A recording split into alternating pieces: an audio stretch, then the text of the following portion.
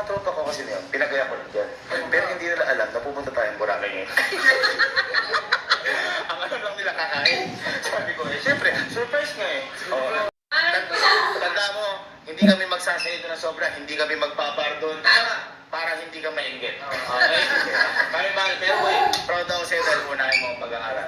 So ngayon, sabihin na mo natin sa tropa ko. Pumasok ka. Sabi ko kasi mag-a-hot-up lang. Kahit na.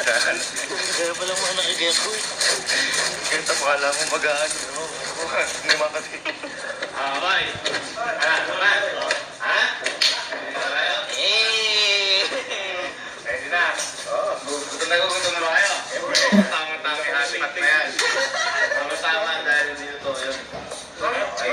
Kasi ngayon nga, bibigyan ko kayo yung 30 minutes. Kailangan, makapag-impake kayo ng pang 4 days yung damit. Dahil after 30 minutes, alis tayo.